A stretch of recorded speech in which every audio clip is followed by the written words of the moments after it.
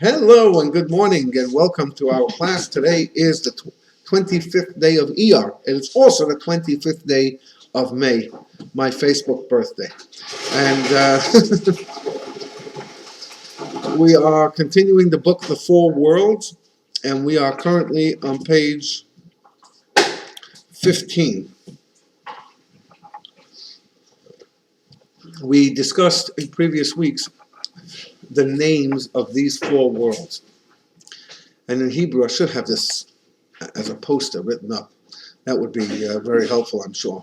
But before we do have that, the four names of the four worlds are Atzilus, which means emanation, Beria, which means creation, Yetzira, formation, and Asiya, action. Those are the four worlds. He identified them last week. He explained that the higher world, the highest world, the world of Atz, and this is a borrowed term.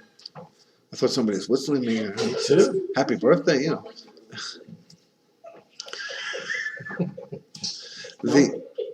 The highest, they call them worlds. The term is worlds because those are the stops, the stations, the main stations of the energy of God coming to this world. Shana. Of the main focus of how the energy comes to this world, and they are divided. There's an infinite amount of activity done to this energy because the energy is godly. It's transcendent. It doesn't have any connection to this world. So the changes have to happen within the reaction. It's like a chain reaction as it continues flowing downwards. So it's called worlds, although because the worlds are filled with all kinds of things, but it's not a world the way we understand it, as he will explain all of this. So that was what was asked. One of the questions was asked, what kind of worlds are they in? How could there be worlds in a spiritual place where there is no space? Like, what space is there, and how does that work?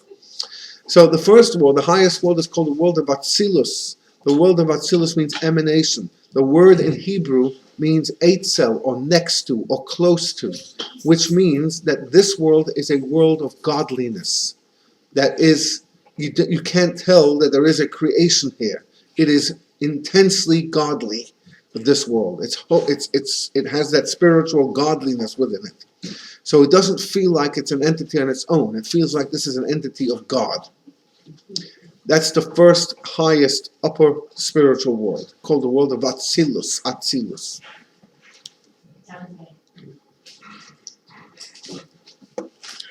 The second world is called the world of creation.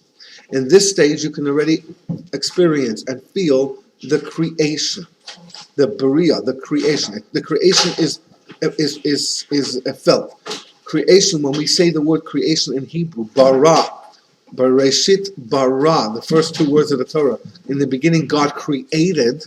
That word bara, or created, in Hebrew, represents something that's created from nothing.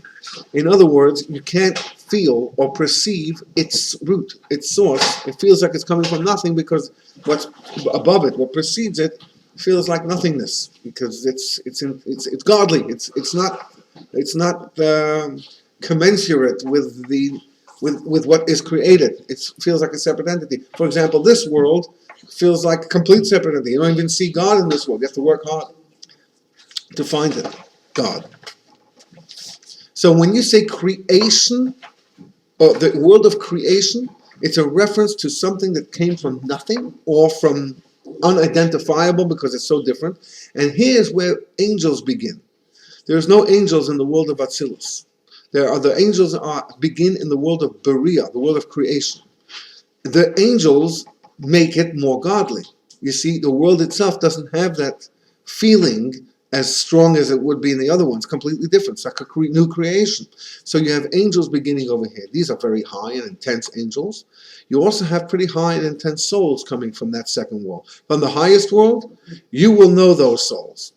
Moses came from the world of Atzilus. His soul was from there. Eliyahu Hanavi, Elijah, comes from. Any great holy figure that you know of, that you can think of in this world, their souls will have come from that type of a world that is so connected to God, and they have impacted this world in such a godly way that that around them you can feel God. They brought their God that's from Atzilus down to this world. So in the presence of the Rebbe, for example, you didn't want to do anything other than godly matters. You wanted to do another mitzvah. You wanted to, even if you didn't do it, you wanted to just tell him, I did this good deed. You knew that he would get nachas out of that. Because you felt it. You were in that atmosphere. So souls who come from that world is so godly, you don't need any further help, if you will.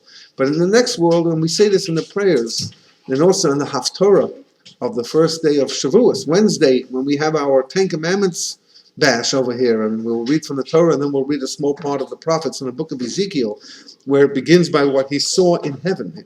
The heavens opened up, and I saw this, and he describes everything he sees. He sees all angels running to and fro and proclaiming, Kadosh, Kadosh, Kadosh, holy, holy, holy, because the angels find God, and all of a sudden they start screaming. So it doesn't have the godliness like it has in the higher world, so you have angels making it into a godly experience, more godly experience. And then the same in the next world, the world of formation. Creating something is creating, it's matter.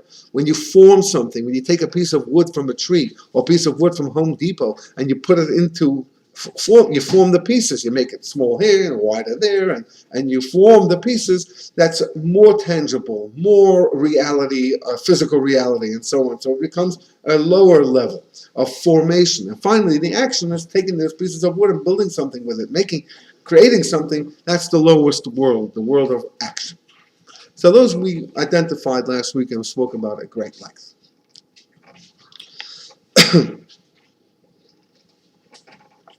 Okay, well, on page 15, the purpose of the world. And we're still in the introduction stage.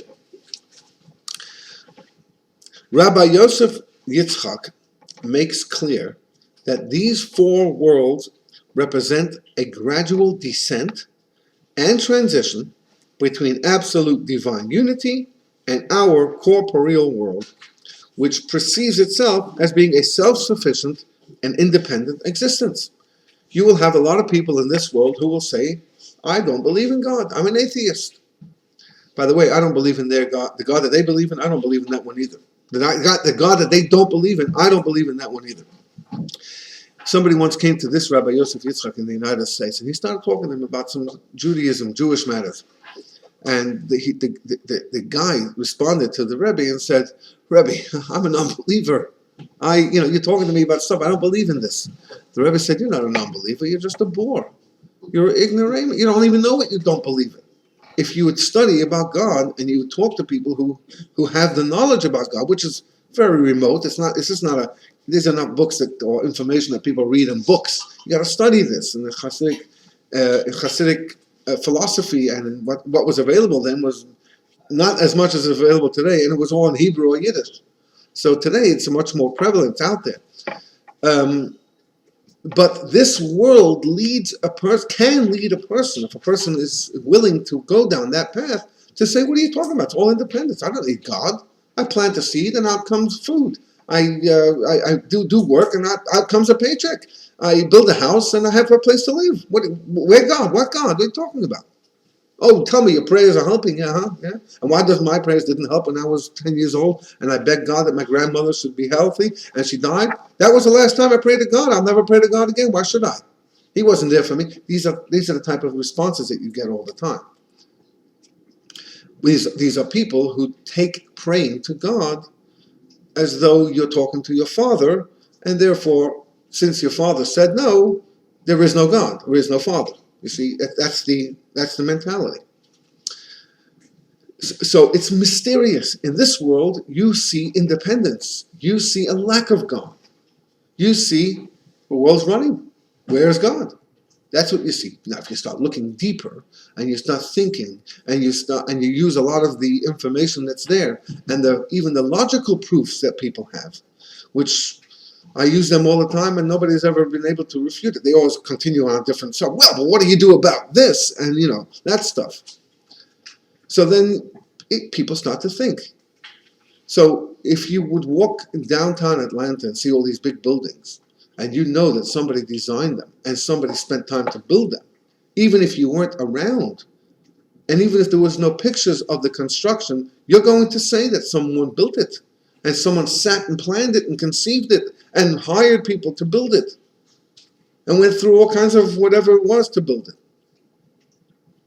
But we are easy to accept that there was no God. Well, who's the origin of life? We haven't figured that out yet.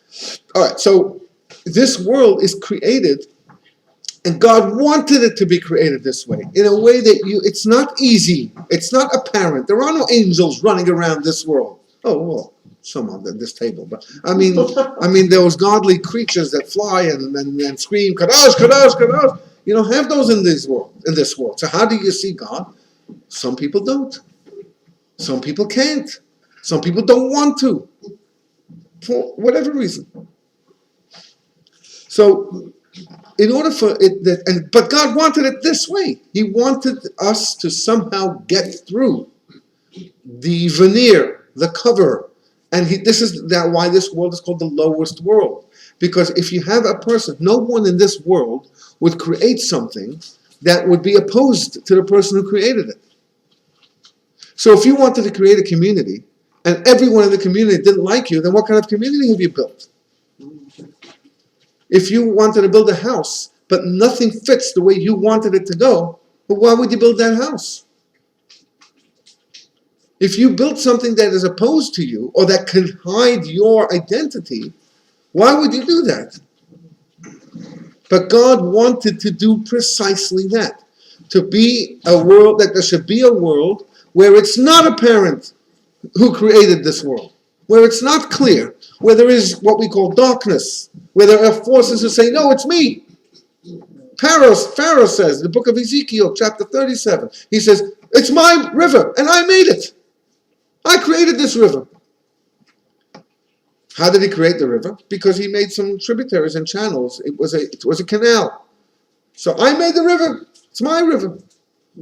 The first thing that God struck in the 10 plagues was the river. And he was still in denial. In the Nile River. So, oh, come on. That one's the old one. So he says, I make the river. How could you say that? You dug a hole in the ground, and water, which is not, you didn't make, neither did you make the ground that carries it, led the water through. But in his arrogance, he turns to Moses and says, who's God that I should listen to him? It's mine. I made this. I made the river. It's my country. It's my place. Get out of here. So this world has those elements to it, and God wanted it that way.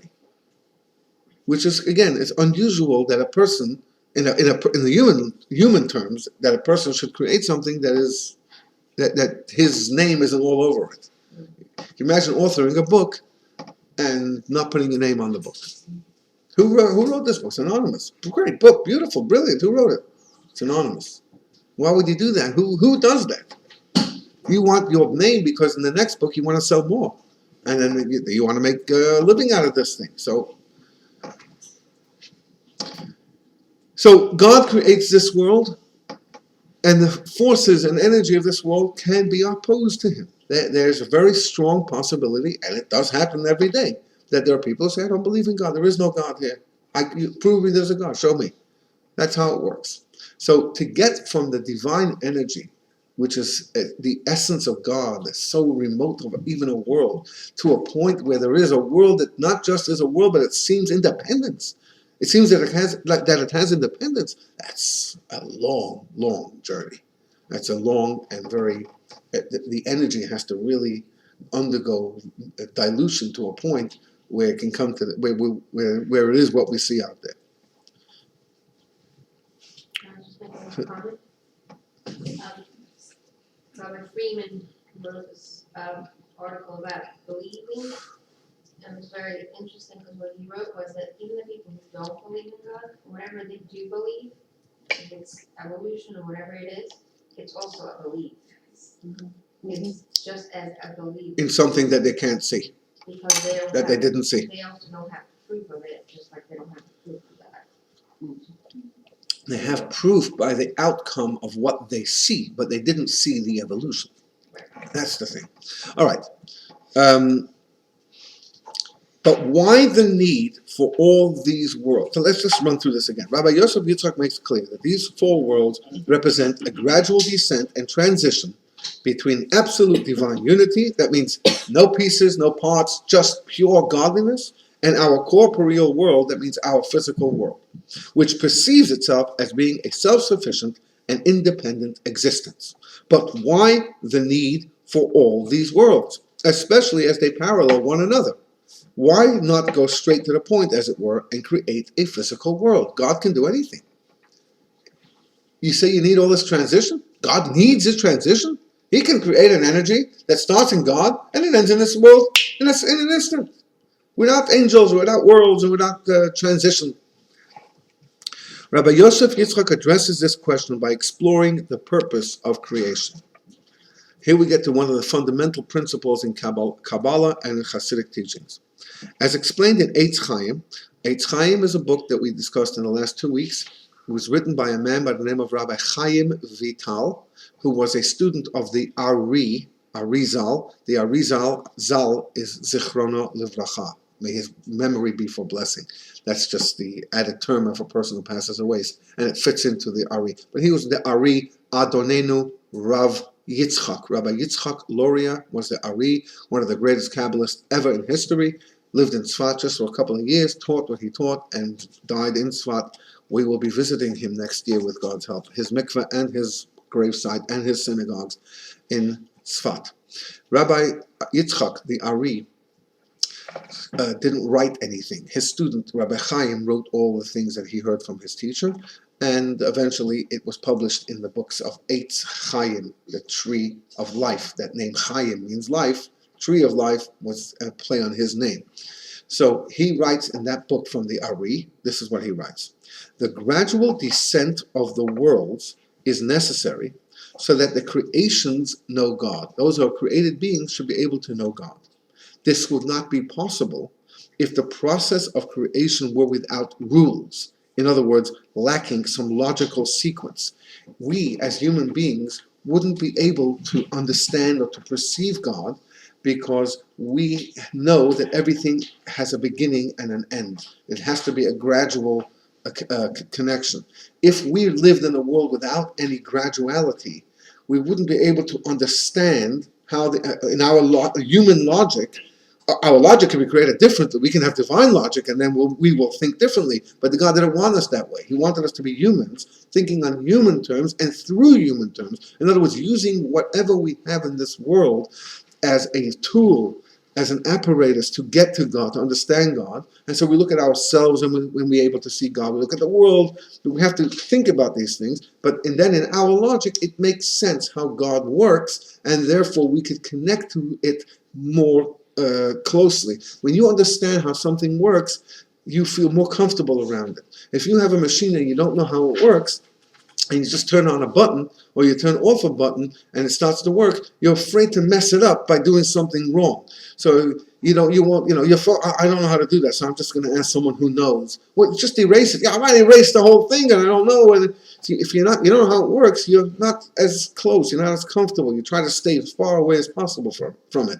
So God gives us tools in the logical world, in the human logical world, to be able to use this as an example, which is why the Torah uses all the time God's hand, God's mouth, God said, God saw, God was happy, God was sad. It uses human terms that the Talmud says this several times, just to placate the ear, it says. In other words, for a human to be able to relate and to connect to this. So it gives us our logic. So that's why God created all of these worlds and all of this business so that we should be able to get back to God. Therefore, God used a pattern of descent of divine light. That means he starts with energy and it goes down a whole process of cause and effect to develop our world from phase to phase. Thus, he used the same basic principles of logic and nature that dictate our lives, so that we would have a frame of reference with which to grasp him. So that's why you have all of these stages which develop so that we should be able to get a better understanding, as much as we can, a perception of how God wants to create this world, which therefore gives us a better understanding and appreciation when we think about what God has and all the great things that God has. That was all part of the journey to the destination. This is the destination, this world. The lowest one is where God wanted to end up. And therefore we who are existing in this kind of destination are the ultimate goal of what God wants, not those great angels and those great beings, spiritual beings that are in different worlds. He started a journey from God, and he came all the way to the end of that journey, and he put us in this journey, sent our souls from wherever they came down to this world, so that everything is for us. And because we are the ones who have the logic, therefore we are the ones who will recognize God. And everything around us is there to help us in this turn. So the fact that there are animals and creatures and the world is self-sufficient as a result of those beings, all it means is that everything was created for us. So if a lion attacks a deer and savagely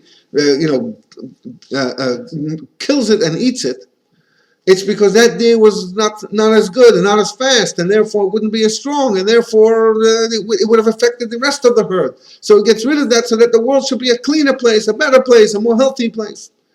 And the fact that lion was gored by the buffalo means that lion also wasn't careful enough, too chutzpahdik, too crazy. So we have to get lesser. This whole thing runs, and the fact that big fish and the small fish, and this insect, the ant went here, and then the beetle went there. This is all part of the process of keeping this world. As long as we don't interfere, as long as we don't mess it up. That's why God tells us your job is to live in this world and to work it and to preserve it, to look after it. They don't need you. The bird doesn't need you to feed it, and the ant doesn't need you to feed it. They know how to get their own food. Now, you just don't mess it up. That's all. And why is it here? So that we should have oxygen, and we should have this, and then we should have what we have. That's why the resources are here, and that we should be able to perceive God as a result. Ultimately, that's if a person is going to think and work on it, not just simply say, I had a bad experience, no God. So everything that is in this world, I made this statement before, and I can't back it with any kind of science, and nobody can really refute it, or I just believe, in my belief, I believe that the entire universe, not just this world, and not just this galaxy, but every part of the big, vast, almost unreachable corners of the universe are all here so that this world should be exactly where it is. I don't know how that works. I have no idea how to back that up. That's just my belief is that everything out there ultimately affects this world. And the reason why this world has to be exactly where it is and how it is because we're in this world. And God put us in this world so that we should be able to get to know Him despite the difficulties. What God wants is to see is nachas. He sees our efforts and our work and our toil and our labor, and sometimes our tsuris, our troubles, how to try to get over these things, how to get through these things, and it gives him a lot of nachas. So if you are a boss and you see a worker working very hard on a project, and it's a difficult project, you know it's difficult for the person, and somehow the person gets through it, it's greatly and absolutely deeply appreciated. That's loyalty, that you feel, that's closeness. That's what God is saying over here. I'm putting you in a world that you're already at minus. You're already at 2 strikes, because I'm hiding from you and you don't feel it, and sometimes you really don't feel it. And I'm causing all kinds of things to happen and stumbling blocks and issues. And this is all so that we should somehow get through it. And each one has our own package. We all have our own pekel, as we say in Yiddish. So that's why there are 4 worlds, so we should be able to process it through our human logic and be able to understand and perceive how God works, so we should be able to connect to Him. All right. How may we imagine these worlds? At this point,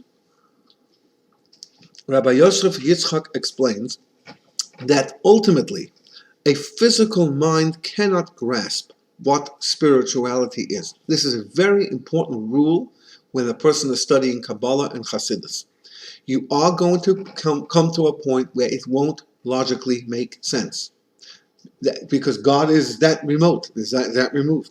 Since we are limited, it is limited by its own physical limitations. Our logic can only understand or perceive something that works in our minds. So, for example, there is no possibility of a human being understanding logically a lack of spacelessness, timelessness. It doesn't make any sense to us. Everything that we have has a beginning and it has an end.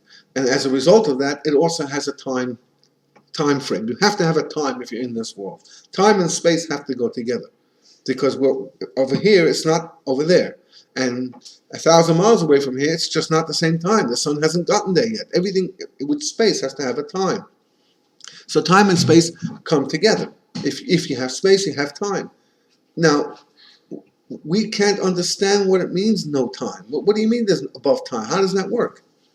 Like, you watch these movies. What is the movie about the guy goes and runs into the future, goes into the past? He tries to change the past. You can't change the past. What are you talking about? There is a movement about going so fast in a rocket that you can go back in time because time and space are together. But they've come to the conclusion that can't work, except how it is now, they can't work. Because sound, all of that has to be taken into consideration. You can't go faster than the speed of sound. Or the speed of light, the speed of light. And the speed of light also has space. It takes time. So everything takes time. How do you go back in time? So you can't go faster than the speed of light, and the speed of light is connected to time. So you can't go before or after. One of the rules in science, in physics. So we can't perceive. What does it mean, no time? And what does it mean, no space? And if something doesn't have an end to it, and no beginning, like you have to begin somewhere, right? No, that rule doesn't apply. So when we try throwing our own logical rules into God, we end up getting lost. Here's another example. The famous one. I get this question all the time especially from children, from young teens. Can God create something that can destroy him? If you're going to say yes, then what kind of God is that? It can be destroyed. If you're going to say no, what kind of God is that? He's limited. But that's when you think about it in your own logic. That's a human logic. That's a logical creation. But when you're talking about God, this question doesn't exist. Can he create something that question doesn't exist? But wait a minute, I have that question because in my logic it doesn't make sense. You're right. It's correct. There are things that don't make sense. Around the Seder table, at the end of the Seder, some of you may be familiar with Chad Gadya. Chad Gadya, there was a kid. A father bought this little goat, and for 2 zuzim, Chad Gadya. Right. It sounds like one of these children things. So let's see this. It's in the Haggadah forever. It's not. By the way, it's not in the Chabad Haggadah. We don't say that. But the message of it is extremely important, and everybody would agree with that. What's the story? So the father bought this little goat. Came along a cat, a big cat, and killed the goat. Cat's a bad one. No good. That cat is no good because that cat went and killed an innocent goat. Comes along the dog and kills the cat. Yeah, right. Well, you know what? The dog is a good guy because the cat was bad. Comes along the stick and beats up the dog. Bad stick. Comes along a fire and burns the stick. Good fire. Comes on the water and extinguishes the fire. Bad water. Comes along a bull and laps up the water. Good bull.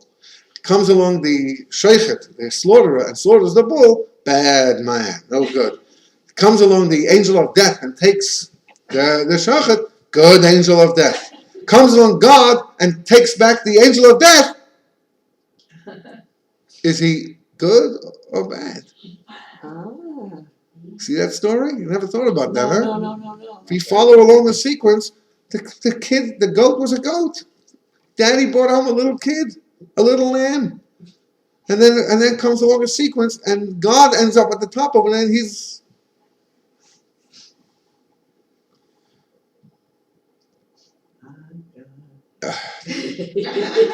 drink some more wine. So he's on the bad side. This him According to what this you're this thing makes him look like he's bad. Is that why you didn't use it? No, it wasn't written by a child. This wasn't written by a kid. This is a very, very, very fundamental and important. Sounds like a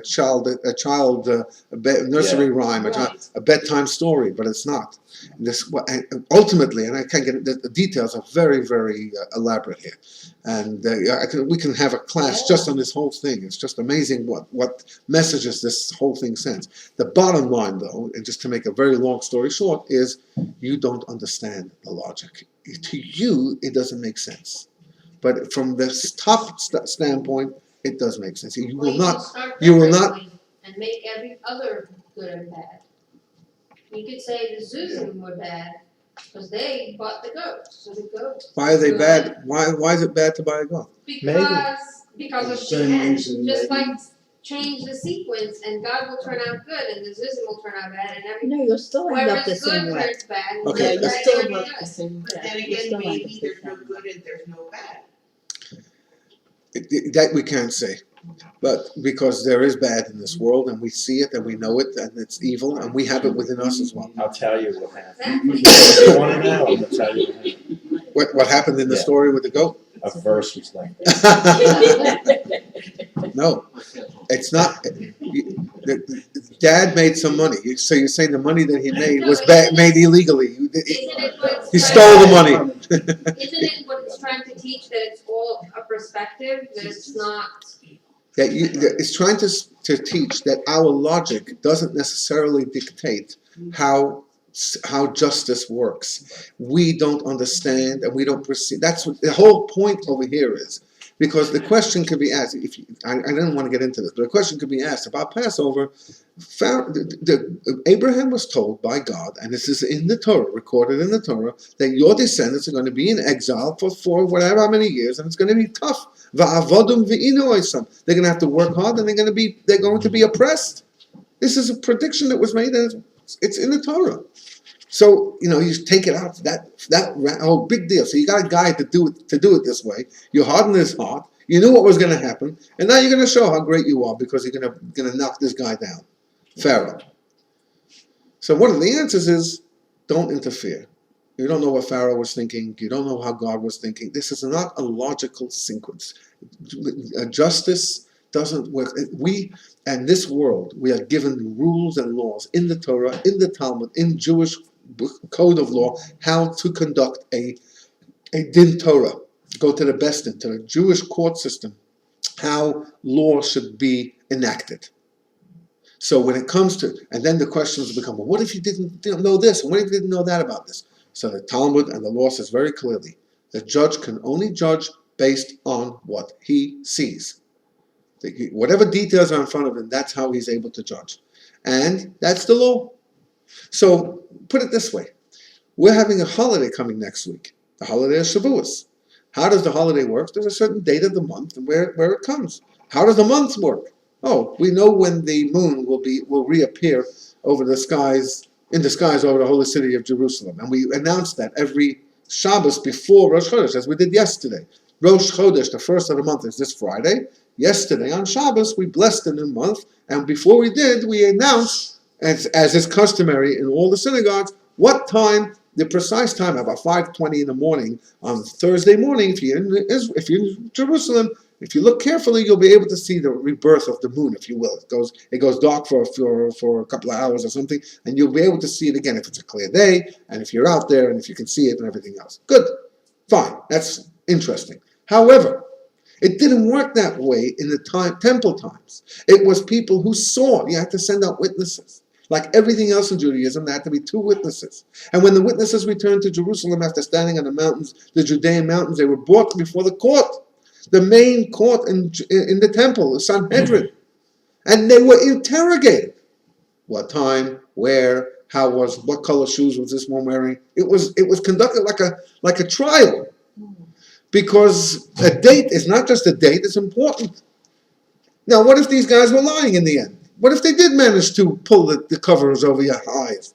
And they saw it on this side or on this minute, and therefore the new month started on this day and not on the other day, and it affects when Passover, when Yom Kippur, when you can, when you can't eat. It affects like the whole month.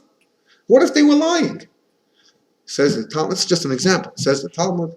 A judge can only base his judgment on what he sees. That's the details of what we see. So in our world, the way we run our affairs, I'm talking Jewish affairs now, and of course our personal affairs, they run according to logic, according to what we see. But it doesn't affect God because there is a different logic, different system, set of rules. What's interesting about the holiday is that the holidays are established according to the dates of the month. Shabbos is established according to the dates of the week. So every single 7 days, no matter what's happening, that is going to be Shabbos, even if it's Yom Kippur or whatever, it's Shabbos today, no matter what. But the holidays only happen according to our calculations. In the temple times, according to eyewitnesses. Today, it's according to the calculations, which means we decide when the holidays happen. Now, when holidays happen, it's not just a commemoration of a time. We believe in our belief system, the Jewish belief system, that these are holidays that are conducive to what happened on those holidays. So Passover is conducive to a system of freedom, of liberation. And Sukkot is conducive to the energy of God that protects and looks after the people, and we have this sheltered environment. Chanukah is a time for this, and Purim is a time for that, and Shavuos is a time for the Torah, and all of that. So not that it happened so many years ago, therefore we are celebrating it. We are celebrating it because once it happened, it has now been revealed that this day is a special day for all time. Special energy comes to this world. But the energy from God that comes to this world is dependent on us. When we decide to make this day, and it could be two people lying. But God listens to our determination. He follows what we decide when it comes to this. And so too with law. That's how law works. But it doesn't work that way in heaven.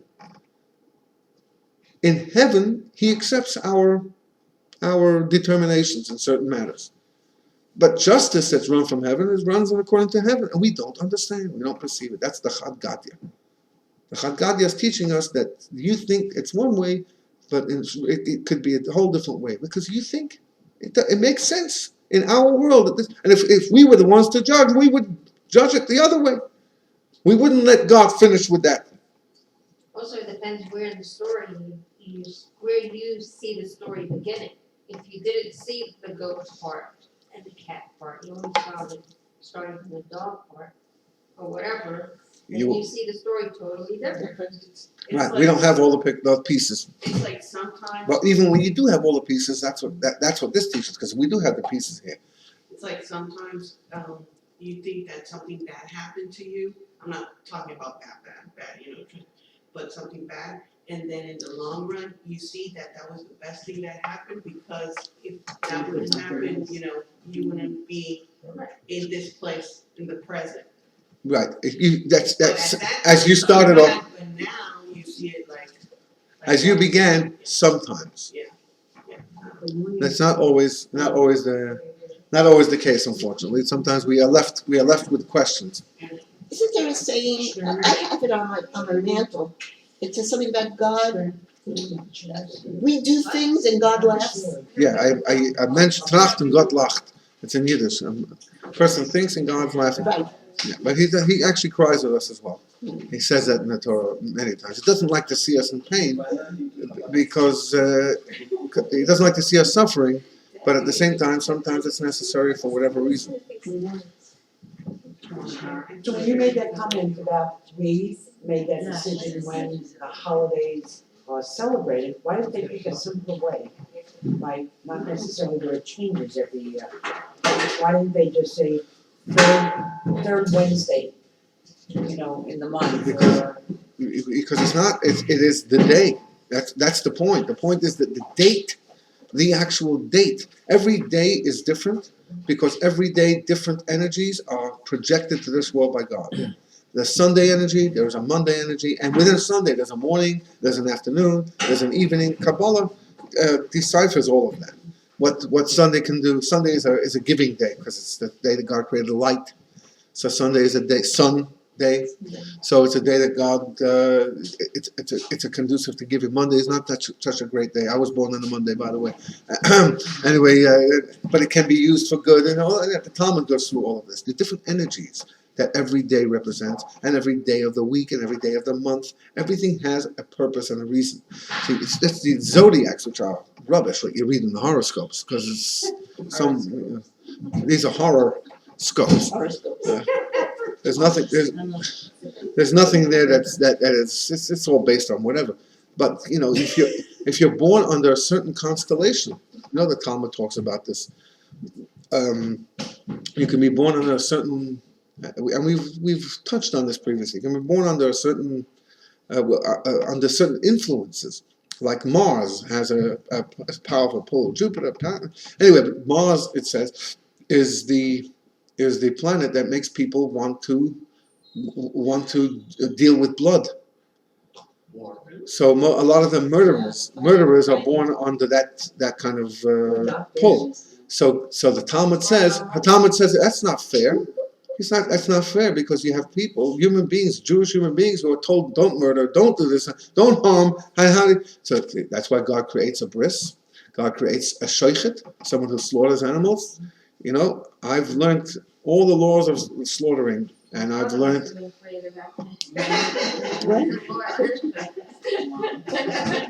I've learned all the laws of slaughtering, and I've learned all the laws of koshering the animal after the slaughtering. I have learned all the laws of bris, gone through the whole thing. I could never do it. I can't even. I take that knife and slice the neck. It's not me. Now I've done it. I've been there. I've seen other people do it. My father-in-law is a sheikhet and a moil. He moiled all our kids, but all our sons. I mean.